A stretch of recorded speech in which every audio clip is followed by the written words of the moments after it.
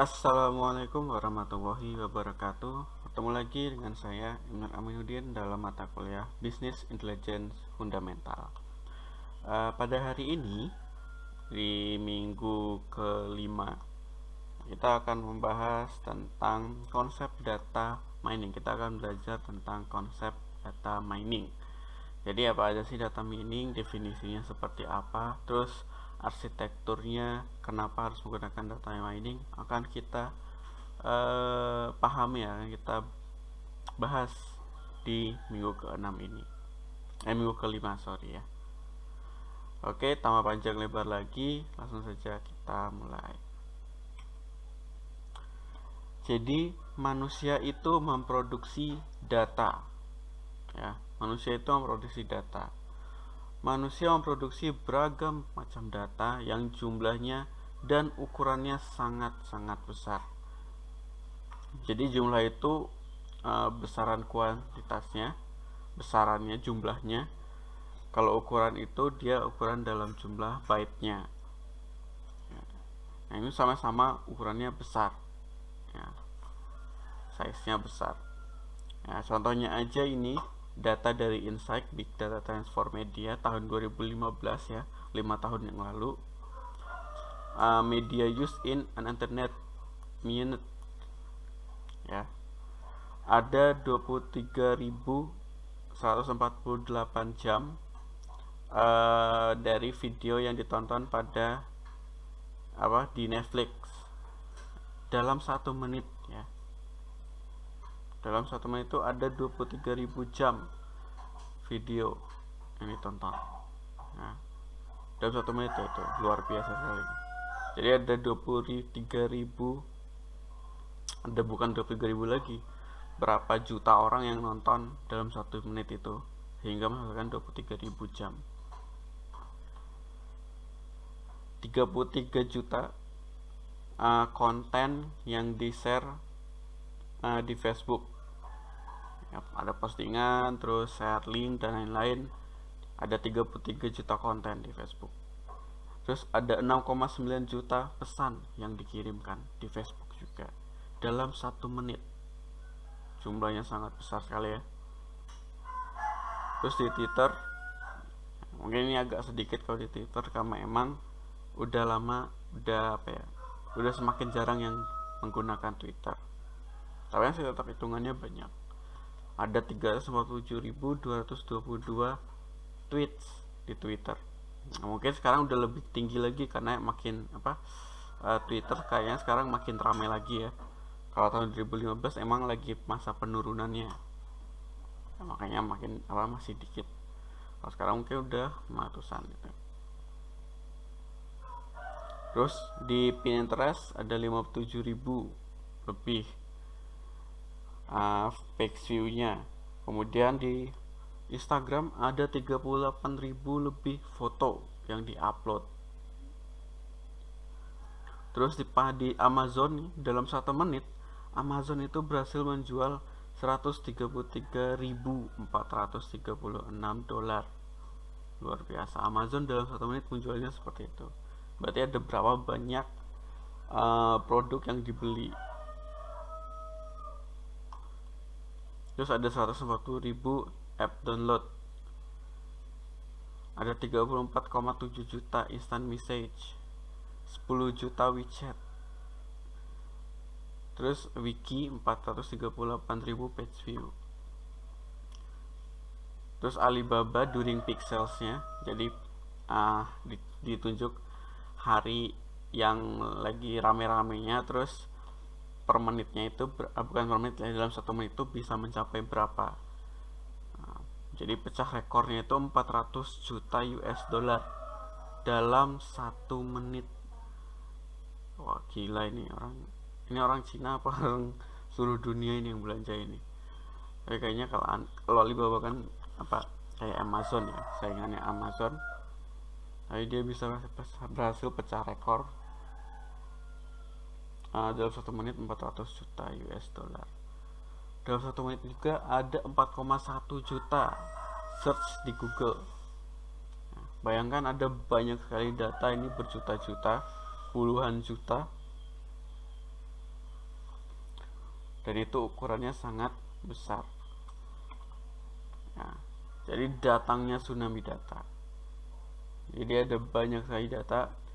Nah ini ukurannya ya, jadi yang paling kecil itu ada kilobyte, kemudian megabyte, gigabyte, terabyte, petabyte, exabyte, zettabyte, yottabyte ya. Jadi tera 1 tera itu kan sama dengan berapa? 1 juta byte ya, 1 juta megabyte, enggak ya, 1 juta. 1 giga itu kan 1000 MB. 1 tera ya bener berarti ya, 1 juta, 1000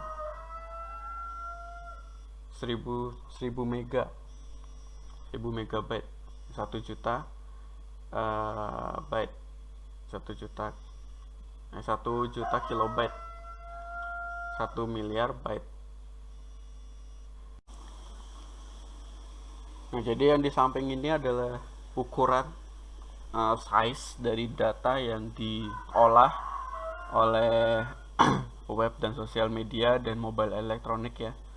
Jadi kalau di Google itu perharinya memproses 100 PB, berarti petabyte. Itu lebih tinggi lagi dari tera ya. 1 petabyte berarti 1000 tera. Wah, luar biasa. Ada 3 juta server punya Facebook. Ini bayangan mengolah informasi di 3 juta server, mencari datanya gimana itu ya. Nah, kita bikin aplikasi 1 server aja mumet, ini gimana buat menghasilkan informasi dan lain-lain. Tapi Google 3 juta server, 100 petabyte data per hari. Nah, Facebook 300 petabyte of user data. Nah, 300 petabyte data yang diupload oleh user di Facebook ya, karena emang kan user Facebook kan diolah oleh user ya kontennya. Terus YouTube ada 1000 PB video storage ya, ini bisa dibilang 1 EB ya, 1 exabyte ya, 1000 PB. Wah, luar biasa. Ini jadi emang datanya itu tsunami banget ya, gede sekali size-nya, baik jumlahnya maupun ukuran size-nya sangat banyak sekali datanya. Jadi kita kayak seakan tenggelam di dalam data. Jadi mengapa data mining? Nah, jadi sudah terdapat lautan data, bahkan bukan lautan lagi, udah samudra yang luas sekali data yang harus diselami dan ditelusuri untuk mendapatkan pengetahuan. Nah, jadi kita bisa menelusuri data-data tersebut, kita cari, kita gali sehingga mendapatkan pengetahuan yang baru yang sebelumnya kita anggap mungkin anggap sepele atau mungkin tidak kita ketahui sebelumnya gitu ya. Tapi emang itu ternyata data yang penting, informasi yang penting. Oke, definisi data mining. Jadi menurut Han dan Camber tahun 2006 mengatakan bahwa data mining itu adalah proses mengekstrak atau menambang pengetahuan yang dibutuhkan dari sejumlah data yang besar. Nah, jadi data yang jumlahnya besar tadi diproses, diekstrak, dan diambil pengetahuannya. Itu menurut Han dan Camber. Kemudian menurut Connolly dan Beck, data mining itu adalah suatu proses ekstraksi atau penggalian data yang belum diketahui sebelumnya, namun dapat dipahami dan berguna dari database yang besar, serta digunakan untuk membuat suatu keputusan bisnis yang sangat penting. Nah, jadi di sini nyambungnya di business intelligence ya. Nah, jadi dengan data mining itu dapat membuat suatu keputusan bisnis yang sangat penting, dapat membantu membuat keputusan bisnis. Kita bisa memperoleh pengetahuan yang lebih dari penggalian data ya. Jadi data yang nggak kita ketahui sebelumnya ternyata ada, bisa digali, dan kita bisa mendapatkan pengetahuan lebih di sana, sehingga kita bisa membuat keputusan bisnis yang lebih baik lagi. Itu menurut Connolly dan Beck. Kemudian menurut Siegel, data mining itu adalah proses menemukan pola tersembunyi pada data dan menganalisanya dari perspektif yang berbeda sehingga dapat disimpulkan ke dalam informasi yang berguna. Ya. Jadi di sini adalah ini data mining adalah proses menemukan pola tersembunyi. Jadi dia melihat dari berbagai perspektif, menganalisa dari berbagai sudut perspektif gitu ya. Sehingga nanti dapat ditemukan informasi yang baru, informasi yang sebelumnya tidak diketahui tapi ternyata penting gitu ya. Sehingga informasi ini menjadi informasi yang berguna. Jadi menemukan pola tersembunyi pada data-data yang ada. Dan tentu saja datanya itu jumlahnya sangat besar. Jadi data mining pada dasarnya adalah proses perolehan pengetahuan dari data. Ekstraksi informasi atau pola yang menarik, tidak sepele, implisit, tak diketahui sebelumnya mungkin bermanfaat dari data dalam database yang besar. Ya, kayak Facebook tadi punya 300 juta server tadi ya. 300 juta atau 3 juta tadi. Google 3 juta. Ya. Google itu punya 3 juta server. Jadi database-nya itu sangat besar sekali. Ukurannya aja 100 PB per hari. Facebook 300 PB per hari. Jadi perlu digunakan data mining untuk pencarian data, mengolah informasi hingga mendapatkan pengetahuan atau pola yang menarik. Ya, jadi pengetahuan baru. Jadi karakteristik data mining itu dia mengekstraksi dari data, kemudian mengolah menjadi informasi, kemudian dari informasi itu diolah lagi menjadi sebuah pengetahuan. Mungkin kalau kalian sulit membedakan antara data, informasi, dan pengetahuan, data itu adalah fakta yang terekam. Jadi fakta-fakta yang ada dan terekam, bisa manual, bisa secara digital, ya, jadi terekam datanya. Dan tidak memiliki arti apa-apa jika berdiri sendiri. Ya.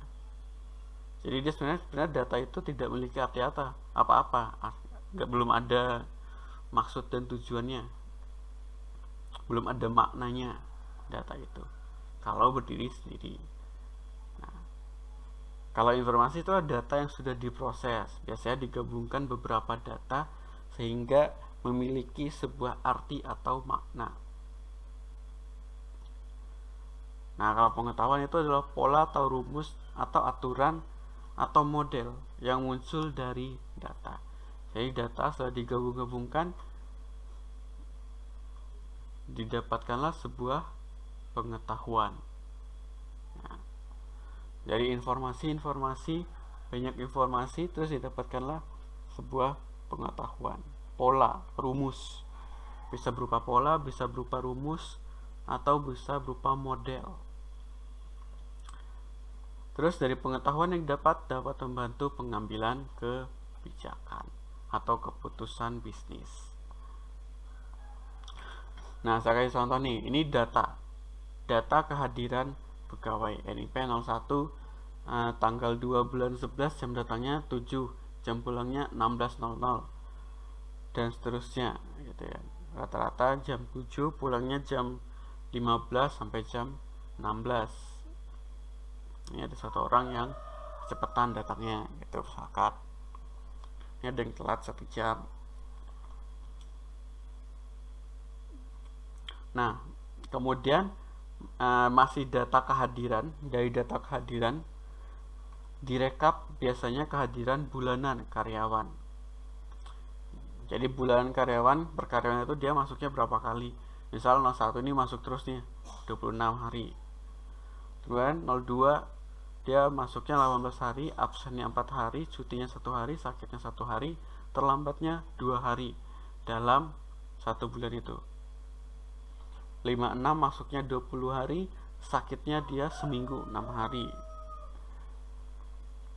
Kemudian 80 dia masuknya 10 hari, absennya 16 hari.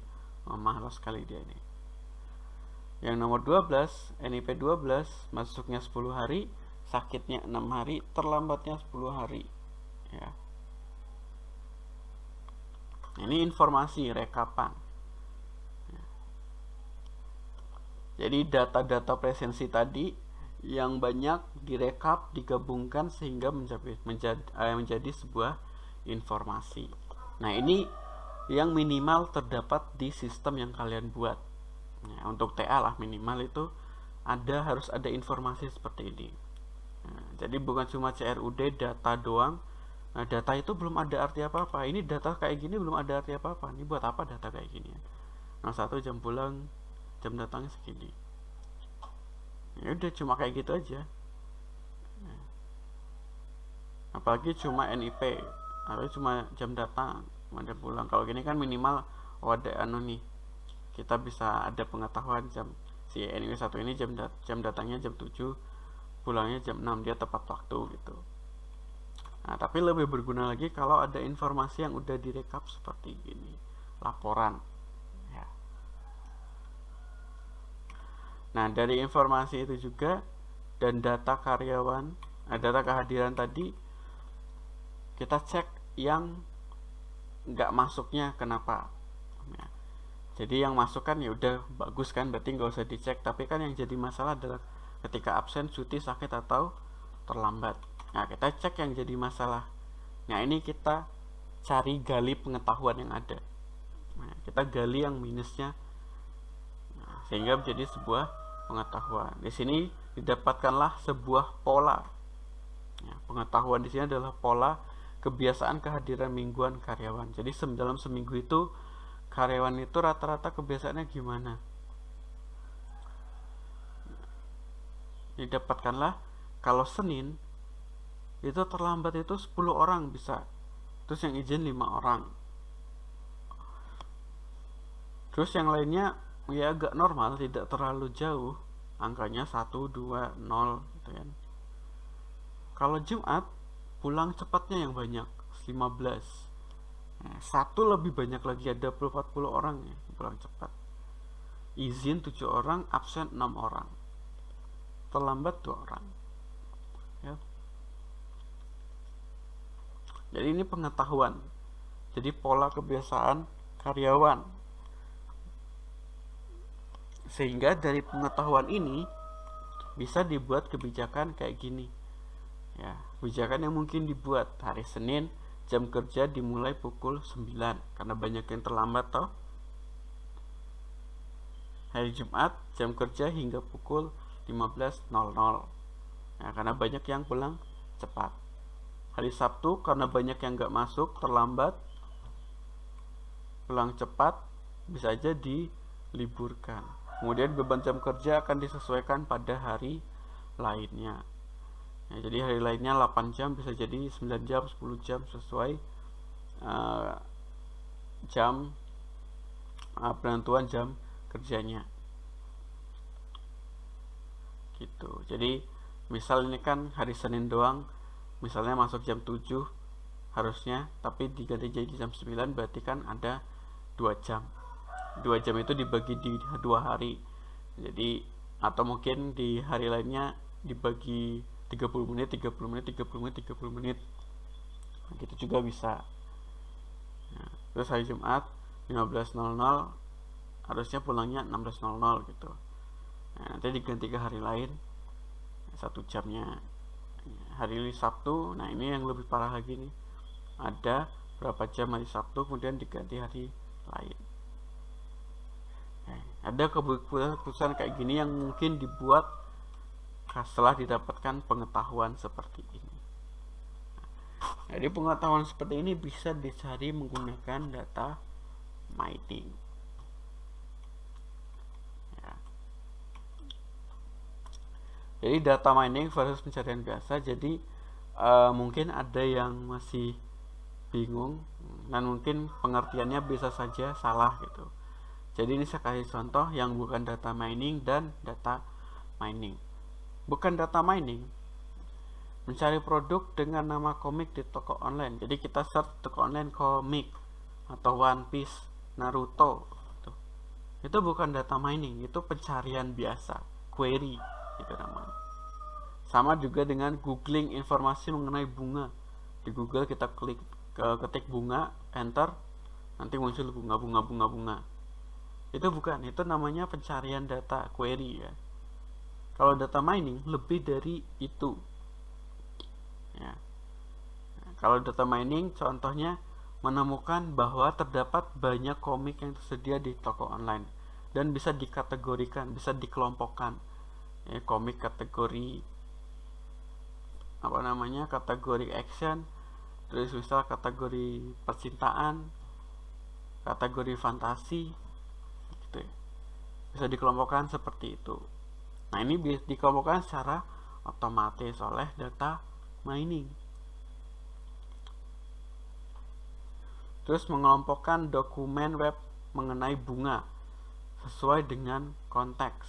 Misalkan di web itu ada tentang bunga bank mana aja, bunga tanaman mana aja, bunga citra lestari mana aja. Ya kan masih berhubungan dengan bunga, masih berhubungan dengan bunga ya. Jadi itu data mining, bukan sekedar pencarian data. Itu bukan disebut data mining. Data mining itu udah melakukan penggalian lebih dalam lagi, minimal terdapat bisa menemukan banyak datanya. Nah, jadi komik itu ada berapa banyak datanya, terus dikelompokkan, misalkan komik A banyaknya berapa, komik B banyaknya berapa, kayak gitu. Itu data mining. Ada pengetahuan di sana. Kalau ini kan bukan pengetahuan, kita cari kan masih berupa data nama komiknya, deskripsi, harganya berapa gitu ya. Kalau ini udah menjadi sebuah pengetahuan.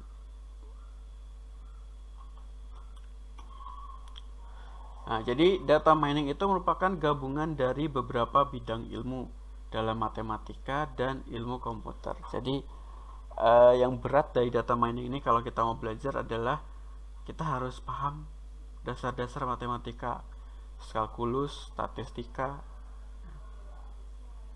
terus dasar-dasar machine learning juga.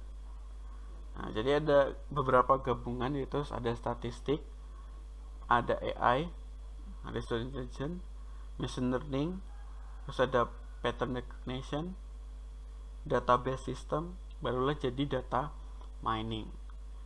Karena data mining emang serba otomatis.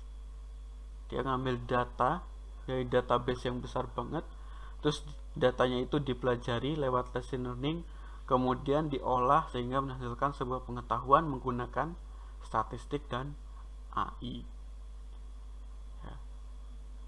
Jadi itu yang susah adalah kalau mau belajar data mining ini harus belajar ketiga hal ini, dasar-dasarnya minimal, baru kita bisa masuk ke data mining. Nah, tugas data mining, tugas utama data mining itu ada dua, prediktif dan deskriptif. Ya, kalau prediktif itu dia memprediksi nilai dari atribut tertentu berdasarkan nilai dari atribut lainnya. Ya, jadi kita udah punya data gitu, misal penjualan barang dari tahun 2000 sampai tahun 2020 itu kan banyak banget nih penjualannya. Grafiknya gimana penjualannya selama 20 tahun itu, dari 2000 sampai tahun 2020, grafiknya gimana. Nah, dari data yang ada itu tadi bisa diprediksi untuk selanjutnya kira-kira penjualannya gimana.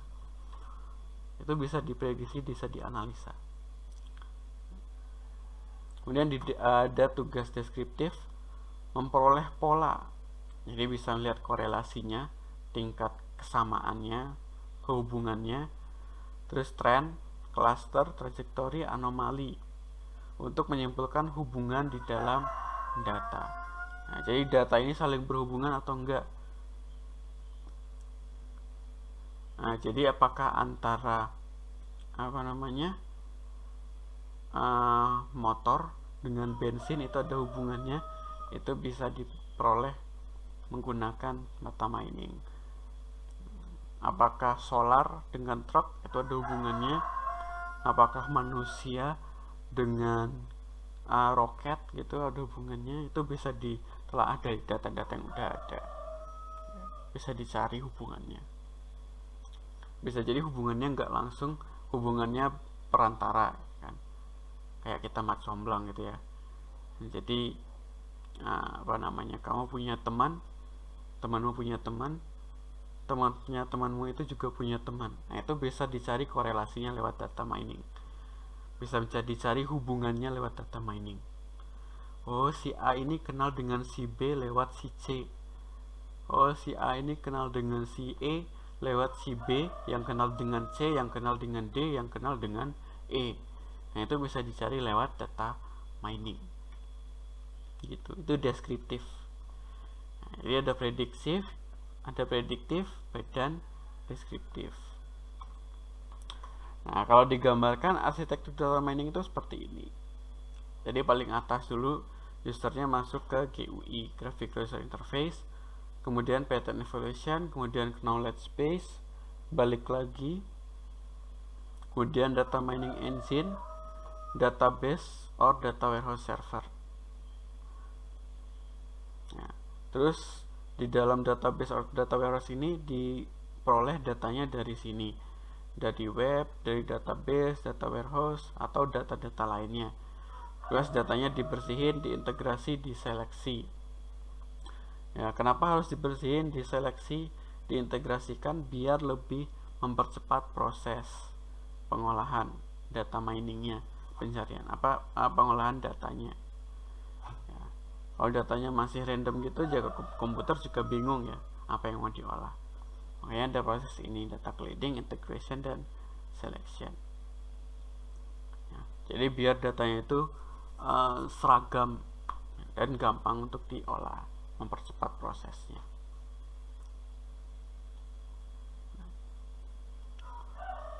Kalau mau dibuat penelitian, ini masing-masing pattern masing-masing arsitektur ini ya bisa jadi satu judul penelitian. Ya, kalau emang pembahasannya dalam gitu ya. Jadi knowledge base itu adalah daerah knowledge yang digunakan untuk memberi petunjuk pencarian atau mengevaluasi hasil pola. Ya, jadi kalau udah ketemu polanya, pattern evaluationnya, dicek di knowledge base. Ya, ada petunjuknya semua di knowledge base, pusat pengetahuan ya. Jadi semuanya ada di knowledge base. Kemudian data mining engine itu terdiri dari sekumpulan model fungsional seperti characterization, association, classification, cluster analysis, evaluation, and deviation analysis. Nah, ini statistikanya ya, modelnya itu ada di data mining engine. Algoritmanya, logikanya semuanya ada di sini, diproses di sini. Jadi dapat data dari database atau warehouse itu diproses di data mining engine-nya. Baru didapatkanlah polanya dievaluasi. Setelah dievaluasi dan itu bagus, ditampilkanlah di GUI-nya. Gitu. Nah, ini masing-masing punya algoritmanya sendiri-sendiri, punya logikanya sendiri-sendiri. Pattern evaluation module itu komponen yang berinteraksi dengan modul data mining untuk pencarian pola. Jadi setelah pola ditemukan, dicari, dievaluasi. GUI itu modul yang mempermudah user berinteraksi dengan sistem data mining ya. Jadi biar gampang aja, nggak lihat cuma hitam putih gitu terus muncul datanya nggak enak dibaca. Biar enak dibaca pakai GUI. Nah, ini adalah algoritma data mining. Ada estimation. Ini saya nggak akan jelasin lebih lanjut lah ya. Kalian bisa explore sendiri karena emang saya cuma dasar-dasarnya aja. Ini bisa jadi satu pertemuan sendiri nih, satu pertemuan sendiri. Jadi banyak emang data mining itu bisa jadi satu mata kuliah ya. Nah, jadi per pertemuan kayaknya saya jelasin satu mata kuliah full, tapi disingkat padat jelaskan. Jadi cuma konsep-konsep awalnya aja ya. Jadi kalau estimasi bisa pakai linear regression, neural network, super vector machine, dan lain-lain. Terus prediksi atau forecasting itu juga bisa pakai linear regression, neural network, super vector machine, dan yang lain lagi. Tapi yang utamanya 3 ini. Kalau klasifikasi atau classification, pakai naive bayes, K-nearest neighbor, C4,5, ID3, CART, linear discriminant analysis, logistic regression. Kalau clustering, dia pakai K-means, K-medoid, self-organization map atau SOM, fuzzy K-mean. Kalau asosiasi, itu pakai effect growth, a priori, coefficient of correlation, G-square, dan masih banyak lagi. Nah, ini adalah algoritma yang digunakan untuk data mining. Jadi kita bisa data mining untuk estimasi, prediksi, klasifikasi, clustering, atau asosiasi.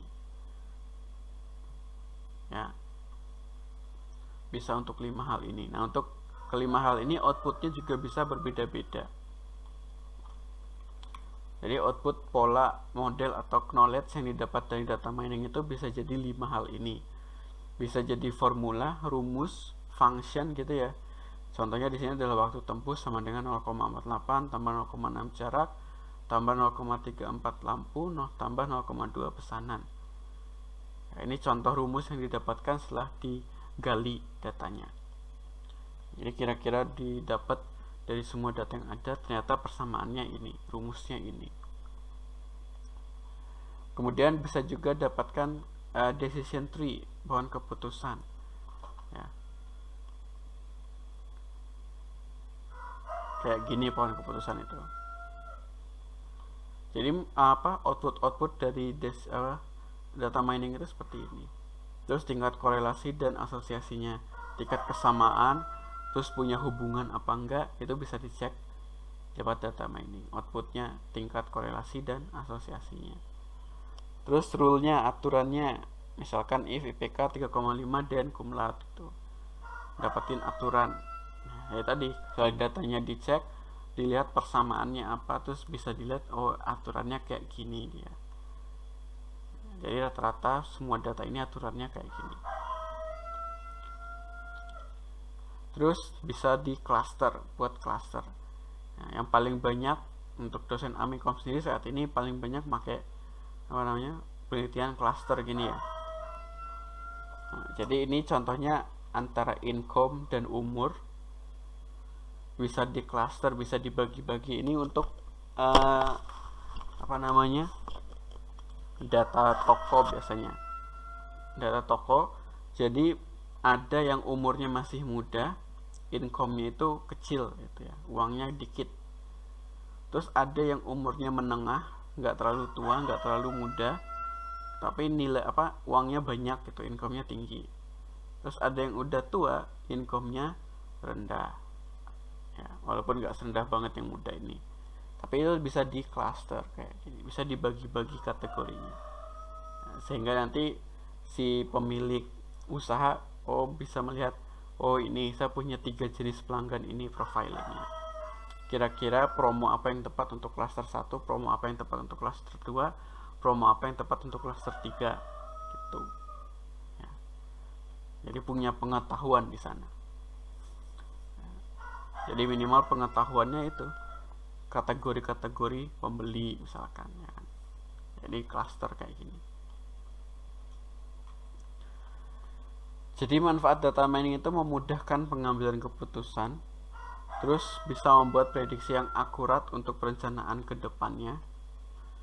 Kemudian karena dibantu dalam analisa data, pencarian data, pengolahan data, otomatis efisiensi biaya, tidak perlu cari manual lagi, tidak perlu berlama-lama lagi untuk hire banyak orang, banyak staff untuk mencari data gitu, mengolah data. Jadi lebih efisiensi biaya. Kemudian yang paling penting mendapat wawasan tentang data yang digali. Jadi data gali itu data konsumen atau data pelanggan, bisa dicari, bisa didapatkan wawasan kayak klaster gini. Atau tadi data karyawan, bisa didapatkan pengetahuan kebiasaan mereka datang, yang gak hadir itu yang dianggap terlambat, izin, absen, dan lain-lain. Itu kebiasaan mereka per minggunya gimana. Terus dicari persamaannya. Jadi menambah wawasan tentang data yang digali. Nah, ini contoh penggunaan data mining. Nah, jadi contoh, ini bisa kalian aplikasikan juga di sistem kalian kalau emang datanya banyak. Jadi syarat data mining itu datanya harus banyak. Jadi kalau datanya belum banyak, data miningnya belum terlalu efektif sebenarnya ya. Tapi tetap konsepnya tetap bisa dipakai untuk pencarian pengetahuan tadi. Tapi emang tidak terlalu akurat, apalagi untuk prediksi. Prediksi itu butuh banyak data, jumlah data yang besar. Tuh. Oke, jadi ini contoh untuk penggunaan data miningnya. Penentuan kelayakan aplikasi peminjaman uang di bank. Ini bisa dicek lewat data mining. Kira-kira histori si aplikan ini atau yang mau minjem duit ini gimana historinya. Sebelum-sebelumnya, berapa puluh tahun yang sebelumnya dia income-nya gimana aja, naik turun pendapatannya, kira-kira dia bisa bayar apa enggak. Nah, itu bisa ditentukan lewat data mining. Penentuan pasokan listrik PLN untuk wilayah Jakarta.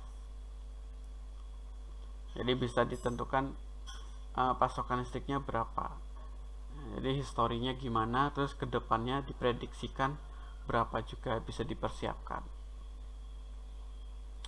Prediksi profil tersangka koruptor dari data pengadilan.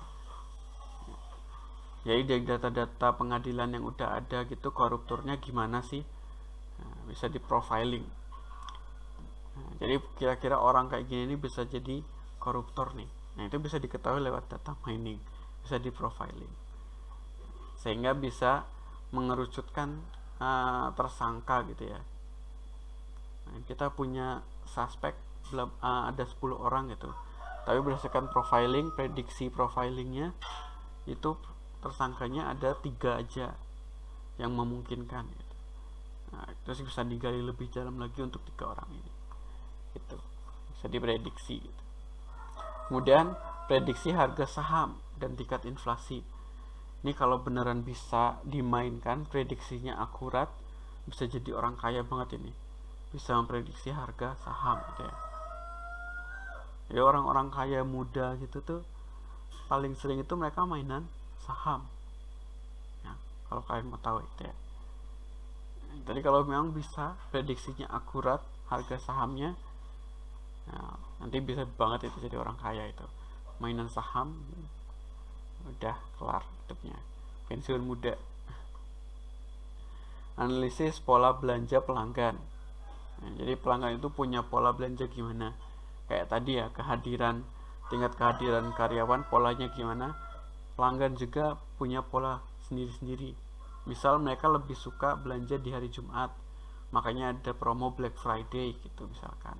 Atau mereka malah nggak suka belanja hari Jumat, makanya biar suka belanja hari Jumat ada Black Friday. Ya, gitu-gitulah ya. Bisa dicari polanya, bisa digali informasinya, pengetahuannya. Terus memisahkan klasterisasi ini ya berarti ya. Bisa klasterisasi antara minyak mentah dan gas alam.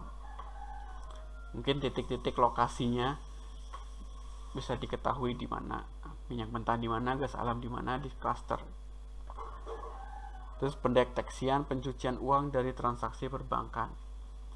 Ya, jadi ada transaksi yang mencurigakan gitu, data-datanya bisa digali lewat data mining, sehingga langsung dideteksi, wah ini nih transaksinya mencurigakan nih, pencucian uang nih, kebanyakan pindah-pindah rekening uangnya. Ya, jadi uang gede terus dikirim sedikit-sedikit ke rekening yang lain, kemudian pindah-pindah lagi uangnya. Ya, kayak gitu tuh bisa jadi pencucian uang. Ya, jadi bisa digali datanya. Kemudian deteksi serangan pada suatu jaringan. Jadi dari data-data serangan yang sebelumnya sudah ada, bisa dicek persamaannya. Wah, ini kira-kira sama nih, dari data yang sebelumnya kita punya. Kayaknya ini adalah serangan. Jadi bisa di stop, bisa bisa dicegah oleh jaringan tersebut, bisa dideteksi duluan. Jadi bisa dihalangi dan tidak merusak jaringan. Seperti itu. Itu contoh penggunaan data mining. Oke, terima kasih. Itu saja materi untuk hari ini ya. Terima kasih sekali lagi untuk menonton video ini dari awal sampai akhir. Seperti biasa, jika ada yang ingin ditanyakan, silakan ditanyakan lewat WA pribadi atau grup WA ya. Mohon maaf jika saya punya salah-salah kata atau mungkin penjelasannya kurang memuaskan gitu ya. Mohon maaf. Saya tutup. Wassalamualaikum warahmatullahi wabarakatuh.